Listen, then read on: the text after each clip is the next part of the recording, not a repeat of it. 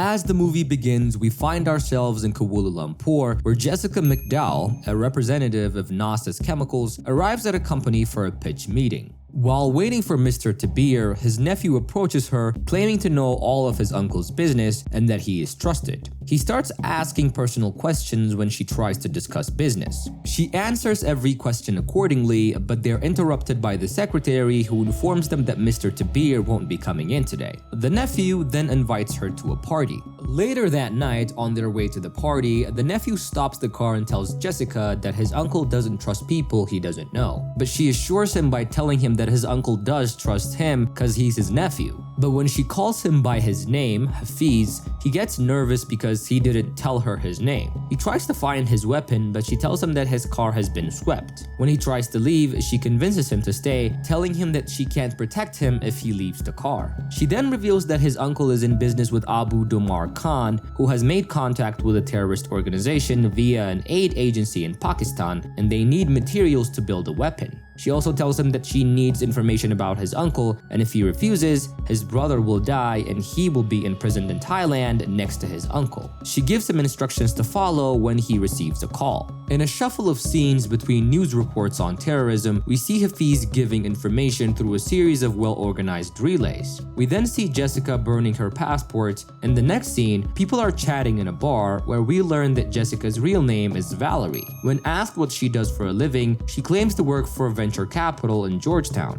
One of the guys asks everyone how they feel about people wearing turbans boarding a plane. The scene ends and we see Valerie and her husband Joe arguing in a car about Joe's response to the question. Joe believes it's not appropriate to fear anyone wearing a turban, and that night, Valerie has a nightmare and Joe sees her bruises and confronts her. In the morning, Valerie goes to work while Joe stays home with the kids. Valerie's real job is revealed, and apparently she's a CIA agent. Then we see her speaking to Chief Bill, explaining that she has intel on the buyer.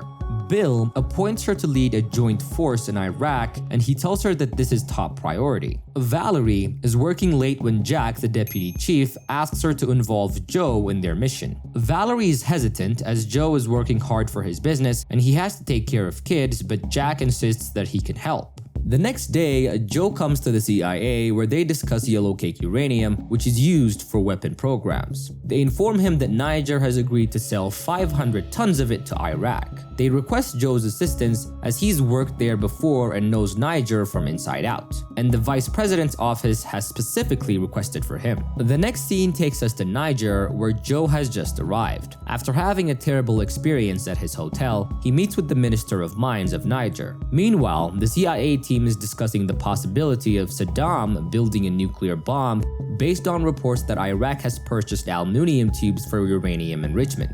Joe Turner, who authored these reports, believes that the tubes are only meant for gas centrifuge, while the rest of the team thinks they're suitable for nuclear weapons due to their thickness and length. Joe reports back that a sale of 500 tons of uranium would be nearly impossible without a trace, and he thinks it's a waste of time and money to investigate similar reports. But Valerie disagrees, saying that intelligence comes from multiple investigations and that he should feel proud of doing his job. And next we see Valerie in Cairo, where she meets Professor Badawi, who thought he was meeting with Dr. Harper. She apologizes for the mislead and tells him that she's here to ask him the same questions. She reveals that she knows he's not who he claims to be, but rather he's Dr. Harif, a former lead engineer at the Ozrock nuclear facility who fled Iraq. She asks for the names of his colleagues in the weapons program as their lives depend on it. Initially, he denies her allegations, claiming to only be a teacher. But when she tells him about his daughters, who were taken by Uday Hussein, the eldest son of Saddam, he agrees to cooperate. In the next scene, Valerie is back working in her office when the vice president's men arrive and start questioning a CIA analyst about the aluminum tubes. Next, Valerie goes to find Dr. Hassan in a hospital and follows her to her home to talk. She tries to persuade Dr. Hassan to bring her brother Hamad to the US as she has some questions he needs to answer. Dr. Hassan, though, refuses, saying she's a single mother and cannot be a spy. But Valerie convinces her by pointing out that Hamad is extremely valuable and that the US can help him. Dr. Hassan explains that Hamad is also valuable to Saddam, and the General Intelligence Directorate of Iraq watches him day and night. After a brief argument, Valerie persuades her by reminding her that America will go to war with Iraq and her brother will be in the middle of everything. Meanwhile, in the office, the vice president's team is thoroughly investigating the CIA's findings. Paul, a CIA worker, decides to intervene and talk to them, but he gets caught in the middle of an argument about whether the tubes are being used to make nuclear weapons. In the next scene, an agent's funeral takes place, where we learn that Joe has briefed the president about the aluminium tubes. Bill thinks that even if Valerie has the list of Iraqi scientists, it's impossible to reach them as the Mukhabarat, or the General Intelligence, watches them day and night. But despite this high risk, Valerie wants them all. Before dawn, Valerie leaves for the airport, and Joe is worried that he doesn't know where she's going or what to do if she goes missing. She tells him that she's going to Cleveland, and she leaves him a post-it note. Although he knows it's not true, he understands the situation is confidential, and he says goodbye. Valerie's team, along with Dr. Hassan, arrive in Amman, where they familiarize Dr. Hassan with a spy pen to write down questions. However, she fears that the Mukhabarat will find out and torture her, so she decides to try and remember every question. So she goes to the airport, where the Mukhabarat are closely watching, but she manages to get through safely. The scene then shifts to Valerie watching the news at a gym, where it is reported that information of an ongoing investigation has been leaked to the press. On the phone, Jack informs her that he believes the office of the vice president is responsible for the leak, and Valerie decides to go home. Later, Joe and Valerie host a dinner party, and the conversation turns to the aluminium tubes. Jeff, a friend of Valerie's, argues that Saddam is not a threat, but Joe fiercely disagrees. In the following scene, Dr. Hassan arrives in Baghdad and meets with Hamad, who takes her to his house. After a warm welcome, she asks him detailed questions about the nuclear plans the Iraqis are building, but he informs her that the Americans have destroyed all nuclear facilities, and he now works on developing fertilizer. At a university, a professor introduces Joe as the last ambassador to meet with Saddam, praising him as an American hero. Meanwhile, Valerie receives Dr. Hassan's report from Iraq that states that there is no nuclear weapon production in Iraq. In a meeting with Jim, Deputy Director of Operations in the CIA, Jack, Bill, and Valerie discuss the accuracy of the intel that they received, but Bill becomes angry that raw data is being presented as facts to the press. President Bush gives a speech to the State of Union about Saddam Hussein's recent attempts to acquire nuclear weapons and emphasizes the need to defend peace. Later, bombings occur in Baghdad aimed at Iraqi leaders, and Hamad brings supplies to his house near the explosion. The next day, a chopper distributes papers that informs all Iraqis that Saddam lives. Next, we see Valerie ask Bill for resources to bring the people in Iraq who gave her intel to America, but he tells her that they don't have the resources, and even if they did, the White House won't be happy hearing what they have to say. She goes to Jack and convinces him to get those Iraqis to America. However, he tells her to forget that he helped her. Later, Joe calls Bill and informs him that the president's intel is wrong about Iraq acquiring any uranium from Niger because he was the source of that information.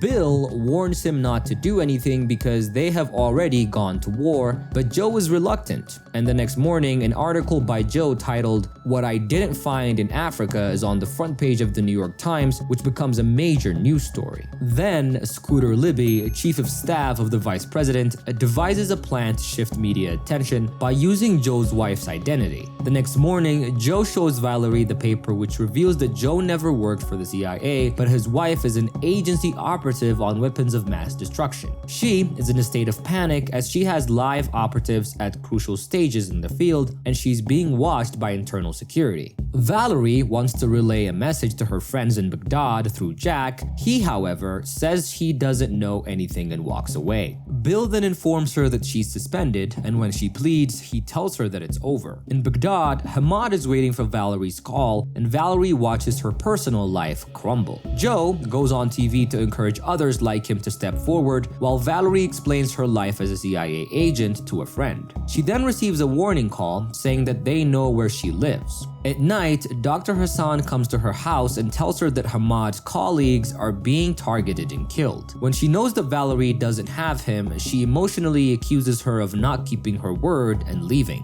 Valerie goes to Jack's place and he tells her that they've passed her case files to a liaison, exposing all the scientists on the list. Valerie is furious because these scientists will head to Iran or Pakistan. Jack tells her that it's not her problem and that he doesn't care. In the next scene, Joe picks up the phone and dials Valerie's number, urging her to turn on the news. As she switches on TV, a breaking news story reports that a criminal investigation has been opened to uncover the source of the leaked name of the CIA operative. Valerie meets with Jim, who advises her to persuade Joe to back down as he is no match for the powerful people in the White House. Joe and Valerie engage in a heated argument back home. Joe maintains that the truth is all that matters, but Valerie tells him that this is way above his pay grade and they should stop because it's gonna reach the White House. A few days later, a Senate Select Committee intelligence report implicates Joe's wife as the one who sent him to Niger, contradicting Joe's public statements. However, she complains about the hardship she endured and they get into another argument. The media heavily criticizes Joe after the release of the report, and he's confronted by journalists who throw baseless accusations at him in front of his house. That night, the media accuses Valerie of being motivated by money as she has low income. Later that evening, Valerie confesses to Joe about the moment she passed her field operative test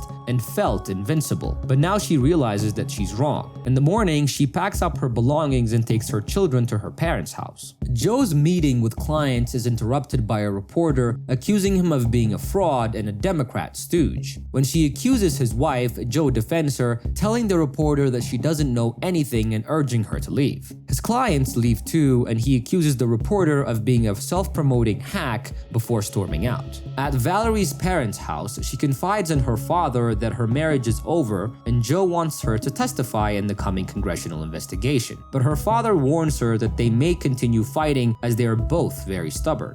The news reports that Scooter Libby faces a 30-year sentence and his lawyers are preparing for his defense. Valerie returns home at night to talk to Joe. He shares his theory that Scooter will take the fall and that he'll eventually receive a pardon. Valerie tells him that she doesn't care about anything except saving their marriage. They reconcile and share a kiss before gearing up for the fight ahead. Joe gives an outstanding speech in which he highlights how the question of why the country's going to war has been replaced by who his wife is. He urges the public to take action as this offense is against them. Valerie appears before the committee and begins to speak. The movie is based on real events and it concludes as she introduces herself, and the scene shifts to the real-life Valerie giving her testimony under oath to the committee. As she speaks, a text appears stating that Scooter Libby was sentenced to 2.5 years in prison and fined $250,000. However, President Bush commuted his sentence in July of 2007. In 2006, Assistant Secretary of State Richard Armitage admitted to being the source of the leak,